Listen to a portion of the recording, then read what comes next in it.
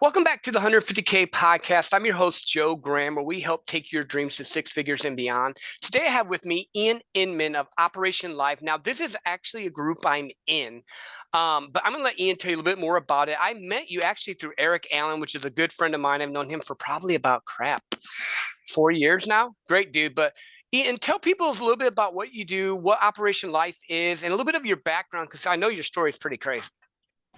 Yeah, well, first off, thank you so much for having me on the show, man. I truly appreciate it. Always love having a opportunity to tell my story and speak all the great things Jesus has done for me.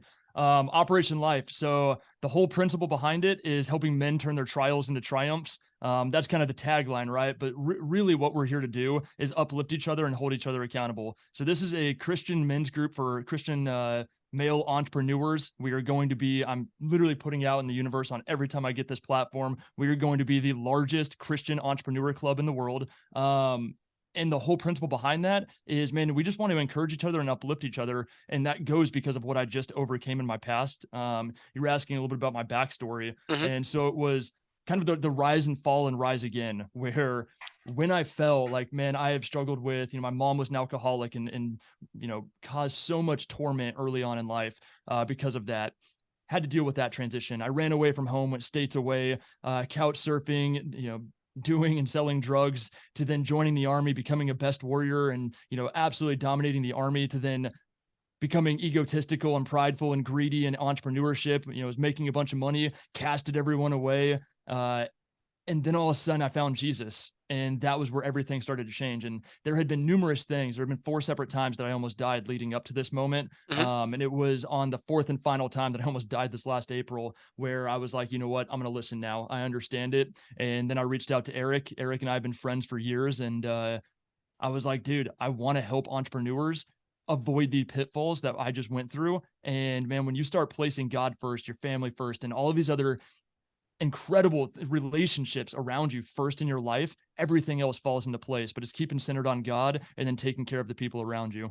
Yeah, no, I love that. And I think a lot of times, especially in the groups that we're in, so like I've been in sales for 16 years, in an Mhm. entrepreneurial space for about a year and a half, but it's still the same concept. Everyone gets caught up in that grind, in that hustle, in that me, or get, or prove. And I think we lose sight of the fact that we need help. We need community. We need something. Like I did a post about the group because like when Eric invited me in, I'm like, okay, cool, I'll try it out. Oh yeah, I just wanted support. I'm like, holy crap, this isn't me helping out. This was for me. And I was like, I think that as men, we have a hard time. We run into that because we're not used to, especially in America, we have that rugged individualism. I can do it all on my own, and we really can't. Well, and so I mean, there's another piece of that too, right? Which is when nowadays, right now, with all these online coaches out there, a lot of people join these groups and think that, I have to be the student. And if you get an alpha type guy, he's going to be like, I don't need you to lead me, but that you're entirely missing what this is about, where it's more of a mastermind feel, which Mhm. is everybody's bringing their strengths and strengthening the group. I mean, you've already seen it. We've had to remove 2 people from the group. Eric and I gave them their money back, said, you're not a good fit for us. Yep. Sorry, but we are here to defend the group, and that means I will remove anyone who's not a good fit. If you take more than you give, if you disrespect the group, if you can't celebrate the wins of others, you're not a good fit for us. We want growth-minded people that are willing to put their own needs aside for the moment to help someone else, because they know that whenever you help the group's then going to help you when you need it too. Yeah. Well, that's how men have grown forever. We grew with community. We grew with doing things together, with building each other up. And that's something that I just love about that. And I think let's talk a little bit about this because I mean, we definitely are in a men's group, but let's talk about the power of community and how that's helped you. Because again, you had a brother that reached out to you when you hit rock bottom. You reached out to Eric because you had that connection. So talk a little bit about how that helps people. So I just want to correct a little bit of that too. So when I hit rock bottom, I didn't have anyone. Like, Eric was still in my life at the time, but that was the last good relationship I had. And knowing that I had burned every other relationship around me, to Hmm. include my wife and I had divorce papers signed and on the table. She'd already packed her bags and moved out. I didn't have anyone to go to but my dad and Eric. And I wasn't about to burn those bridges either by calling them Yeah. in my time of need, because I was so low. I was like, no one even wants to hear my problems. And so that's the principle, that I don't want anybody to get to that low again. And so, like, I am so unapologetic about my faith now, because I understand that the things that Jesus has done for me. And it is amazing when you start adding community back in, because as I start to bring more people into this community, it's you guys that are going out and sharing the word about it, saying, hey, Ian and Eric are legit. Operation Life is legit. This is not just about the profits, as you guys have seen. And that is spreading faster than any marketing dollars could. And so I think that's the power of community, is that if you want your community to grow, go out there and actually show them that I am here to get results. I'm here because this is about purpose. And as soon as you are focused on the results and purpose of every single member in the group and you defend it, they're going to go out and they're going to send you referrals, and it grows on its own. Yeah. Well, and it's almost a backwards kingdom, but I like it. You give first and it comes back to you instead of just trying to take. And in this culture of sales and entrepreneurship, it's normally people are trying to take, but I think the key that people forget is relationships beats everything else. If people know 100%. you care and love them and see and hear them, they're going to move with you. They're going to be excited about it. Well, and people want to be understood too. Like, that's one of the biggest things, is whenever I reach out to someone that wants to join this group, almost every single person has come back and said, well, what can it do for me? Mhm. And so it's that self-centeredness of, in that moment, 100% agree. You're about to spend money to join a group. Instinctively, like just out of instinct, you know that you want to, hey, what am I going to get out of this? What's my ROI, my return on investment? Yeah. Which is understandable. But it's realizing that the power of the group, this is not like any other groups out there. And it's about, I mean, perfect example. And I don't want to say names just because I haven't gotten the permission from them. But you got to see it live, right? We had a live coaching call. One of the newest members of our group came on. And this guy, the first thing he said is, how do I know that this is going to be worth it? And I was like, you don't. I was like, that's the beauty of it. You're gonna have to Yep. give this a shot and just trust that I'm the one that's gonna be able to help you. His very first call, he was able to link up with someone who had access to, 30 years plus of being in a giant supplement store, and said, Mhm. I can help you expand and grow your business. That, to me, I'm just sitting there and I'm like, because now it's not just me having to deliver everything. And so it takes the onus off of, Eric and I are the ones that's going to do everything for you. It really enhances the community atmosphere, because now it's all of us are giving to each other. And that is the power of what you're buying into. And unless you hear that from somebody that you know and trust, it's really hard for me to go out and say, hey, here's what we're doing here. Because it's just uncommon. Not a lot of groups are doing that right now. No, most of the groups have I'll just say it this way, they have a prima donna that's in charge, and you have to listen to what they do and follow their rules and do their thing, or you get kicked out. And there's very few groups that are set up like this is, but this is community. This is kind of like how the early church was. This is kind of like how it's supposed to be. But you guys are also real and authentic. And I like that, because a lot of times you get, and I'll just say, because I've been in Christian circles for a long time, you get the super spiritual Christian person, but they're not authentic. It's just their little front. Or you get the, I'm going to swear, cuss, do all this because I have freedom person. In reality, you need a balance of both, and just to be genuine and real. So I like that aspect for sure. And I find that so fascinating too, because the hyper spiritual people, that was why I ran away from my faith to begin with. I was raised Christian, and even to this day, you've heard me say, what, 5 times on this show so far, I've given my life to Jesus. He is the center of what I do. But here's the thing, that also means that because I renounced my faith with him and went back out in the world to try and do it all on my own, I got to see all of the things that I hated about quote unquote Christianity. And pick any of your denominations, Hmm. I don't believe I have to go to someone, to a human, to ask for forgiveness for God. That's a relationship between me and him. I Yep. don't believe that I have to go out and condemn others and tell them that they're going to hell. That's Right. not my job. I'm not the Nope. one that's judging. I'm here to show love and say, hey, you know what? I'm accepting you for who you are, because your sin is not any greater than mine. If I look at who I was a year ago, I shouldn't have had any of these opportunities I've had in the past 6 months. And that is what I think is so amazing about the grace of Jesus, is that your sins are washed clean. I don't care what your background is. I don't care what you think that you've done. I don't care what people are saying that you've done. Welcome to our group. If this is the path you want to hop on, and you understand that we are talking about our faith and we are going to grow in faith, business, and life together, Hmm. join this journey. Yeah. Well, and it's that connection and meeting people where they're at. And I loved what you Mhm. said there. It's not your job to change them. Your job is to shine your light. Your job is to Absolutely. tell them where you're at in life with what's working for you. And that's it. You don't have that whole, it takes the pressure off, really.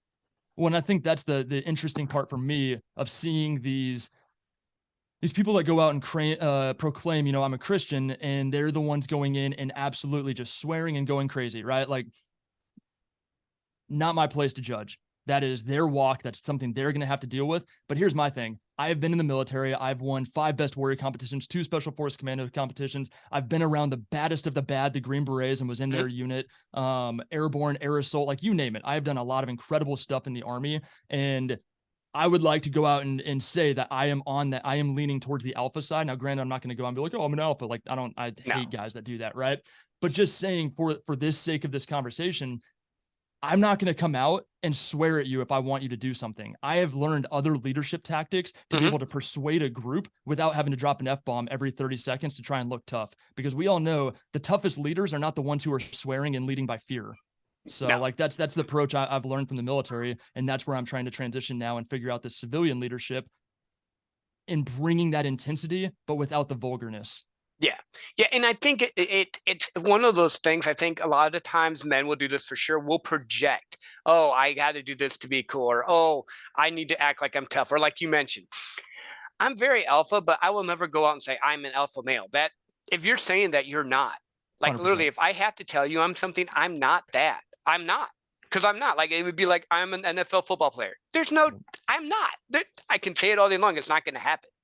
Well, and that's why I hate labels, right? And I've talked to some of the business coaches that I've hired, and they're like, "Oh, on your Instagram bio, you need to have this, this, and this, and in your a bio about page on your website, you need to have it listing out like this." Dude, I don't care anymore. Like it's one of those the more money that I've made when I closed a $20,000 day for me, I was like, that was the day when I looked around and I wanted to celebrate, but I realized my wife was gone and my friends were gone, my family was gone, Hmm. and my employees and all the freelancers I was working with too were just like, yeah, dude, you're not like, we don't want to work for you anymore. To me, that was such a life altering moment where I went, it's not about quote unquote CEO on a business card. I don't Right. care what your title is in your business. I don't care what the title is on your Instagram bio. What I care about is who are you at the core? What is your character? Because that's going to tell me how far you're going to make it on this journey with me.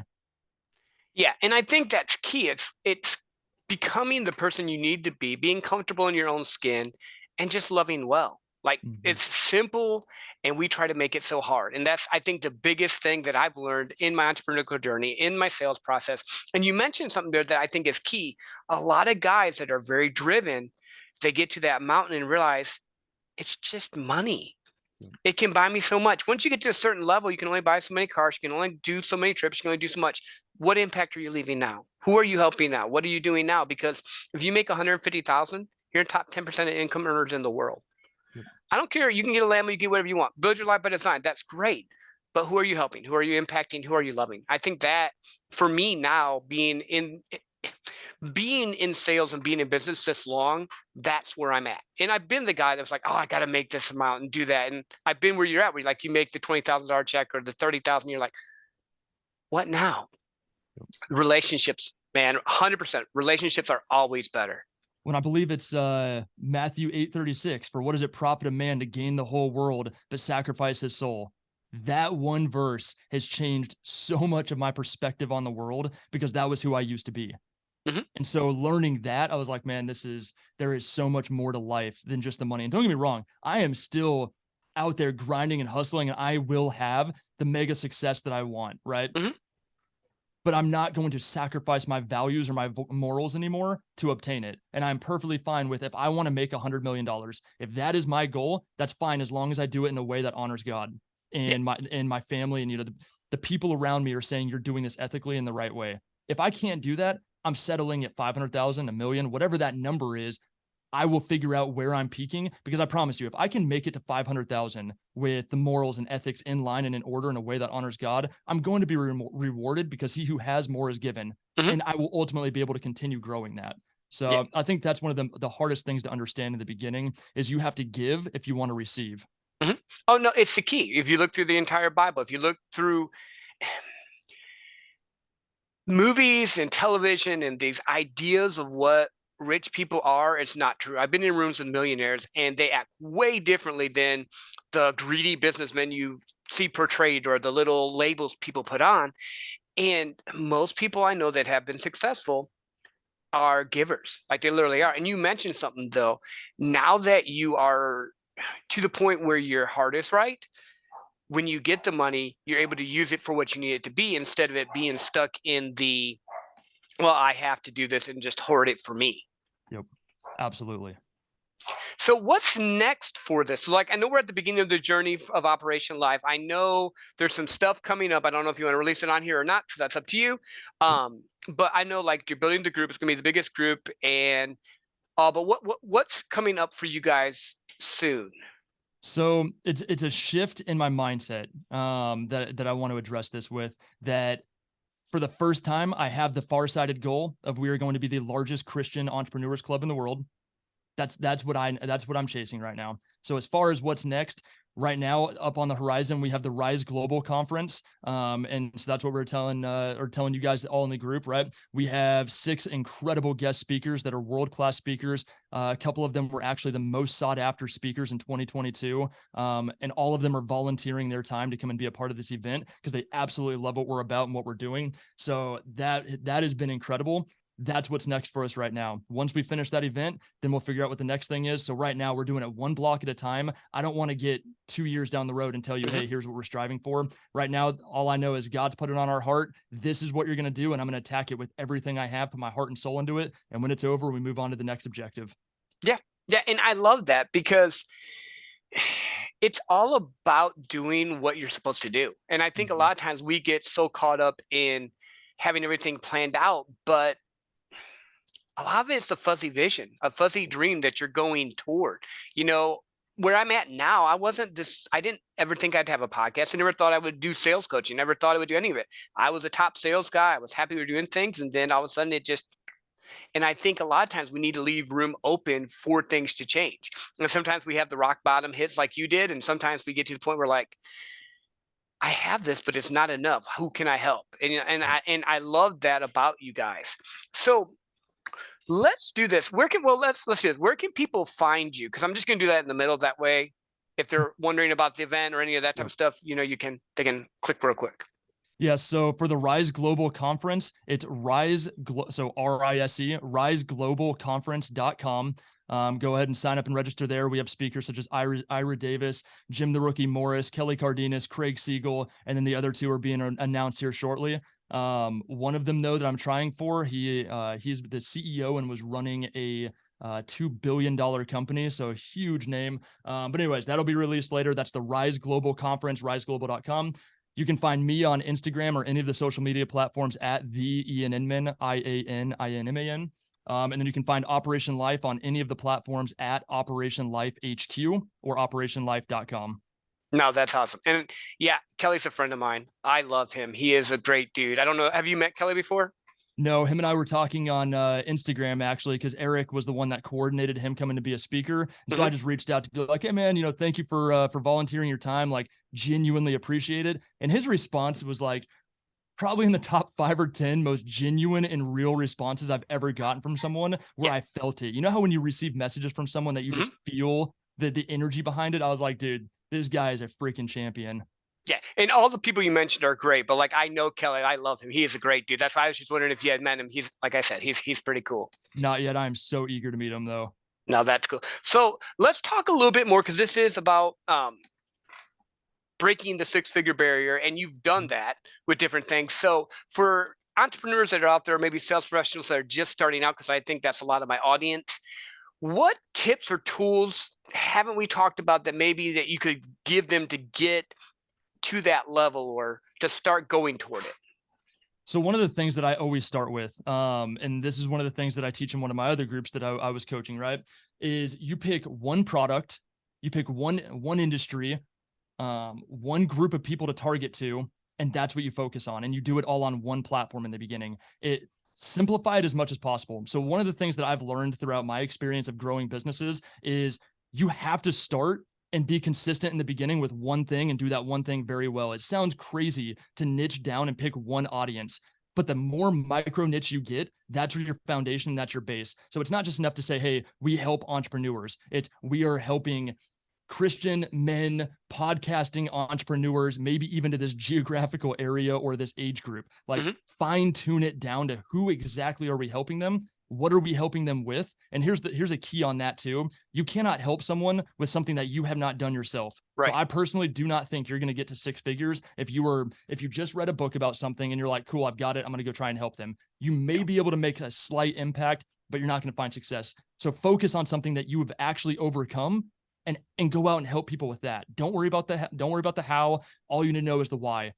I was struggling in life. I don't want other people to go through the same pitfalls that I had. And I want to introduce them to Jesus so they can say, hey, you know what? I don't necessarily understand this, but that's not my place. The Holy Spirit's going to come in and do that, right? That is the path. So one product, one group of people, one platform, market it to them, and that's going to get them to that six figures. Once you get to that, then you can start expanding and moving outward. But we get too distracted. And Mm-hmm. so like if you start a web design company, I'll speak for myself. I started with web design. Then I was like, oh, well, how do you market the website? So then I started doing marketing. And then I was like, oh, social media marketing, because I can do Yep. that. Yep. And it just slowly started spreading out. And that's when I noticed that the revenue started to slow down. But Mm-hmm. whenever I fine tuned it back and was like, all I'm doing is websites right now, then it started skyrocketing again. Yeah, because you can win on depth. You can't win on width. There's always been someone that has more money. There's always been someone that has more of a marketing budget or a different expand and all. But if you go deep, you can find your niche audience. Like my ideal avatar, whatever term you want to use for it, is I see it as a dad. Because when I got to the place where I was making over 100K multiple years, I'm like, I want to help other dads do that. They have kids. They want to take their kids to Disney or want to take their wife to Hawaii. And I got to do that. I'm like, well, crap. I know how to get them to here. Like you said, I have a Yep. skill set to help you get to here. I'm not saying that my skill set will get you to 1 million yet, because I haven't gotten to 1 million yet in 1 year. Yep. But it's just learning that process. So I love that. What Absolutely. other words of wisdom, thoughts that you want to leave with our audience before we let you go? Yeah, so I mean, some of the things that if you're cool with it, man, I can give a little bit more on my backstory, Sure. because that's one thing that on all the platforms I'm speaking on right now, I wanted the chance to be able to talk about my backstory because that shows the depth of it's. It's easy to look at me now, go to my website, read the about page, and be like, oh man, this dude's a killer, right? Until you look at what I went through and realize that we are all just as broken and defeated. We're just going along this life and just trying to figure it out as we Mm-hmm. go. And so, like, not just judging a book by the cover. Starting with, dude, I was talking about when my mom was an alcoholic, right? Before that, she was an incredible mom, like one of the best, I would say, best moms out there. Like, she loved me, took care of me. Then she started drinking, and then that's when everything turned south. From there, I went off and started selling drugs, started doing drugs, living out couch surfing up in Minnesota, and living a terrible life there. My dad calls me one night and says, "Hey, do you want to come back?" He gave me the opportunity, and that's something that I don't really hit on a lot when I'm talking about my backstory. That for this specific audience, I think is beneficial and helpful because Mm-hmm. a lot of these good salesmen will say they don't want to accept handouts. They're like, nope, I'm going to figure it out. I'm a hard charger. I'm going to go out there and I'm Yep. going to get it. It is okay to accept a handout because I wouldn't have achieved anything that I've achieved in the past 10 years if it wasn't for my dad that one night saying, are you done wasting your life? Mm-hmm. And then it took me to say yes. I said yes. I went home, got my high school diploma, joined the army, and then went and got all my army accomplishments. But it didn't start there. When I joined, it was about redemption. I just wanted to be able to overcome the previous life that I lived and be proud of myself, have my dad be proud of me, and be like, I have overcome that past life. In all of that, though, I started realizing that, dude, if you just try 10% more than the person to the left and right of you, you're going to be a rock star. Yeah. If you give 50%, you are going to be a poster child. And if you just stay at 100% and you are just absolutely getting after it, dude, there's nothing, absolutely nothing that can stand in your way. And one of the verses that really stands out to me on that is I can do all things through Christ who strengthens me. He doesn't say some things, he says all things. Mm-hmm. And so it was in that rise is when I started to realize that I really could accomplish anything I wanted to. And then that's where all of a sudden it led me into that terrible mindset shift of, well, if I'm a rock star in the army, I can be a rock star in entrepreneurship because I've maxed out the army and I got bored here. So let me Mm-hmm. start a business again. Let me go back to entrepreneurship and start there. And that was where a lot of that, the pride, the ego, the lust, the greed, all of that slipped in because I wasn't deeply rooted in my faith. I didn't have a good circle around me to keep me in check. I was drinking and partying and just going wild. And so it's no wonder I fell off that ledge. And Yeah. so for everyone who's listening right now, if you guys are starting to go through that, if you're selling a product that you don't believe in, if you're doing stuff that's unethical or immoral, you have to stop that. And it's Mm-hmm. as simple as literally we call it cut sling load, right? Like save the helicopter and drop whatever it's towing underneath it. Just cut sling load, let it fall to the earth and crash because you've saved the helicopter and the crew.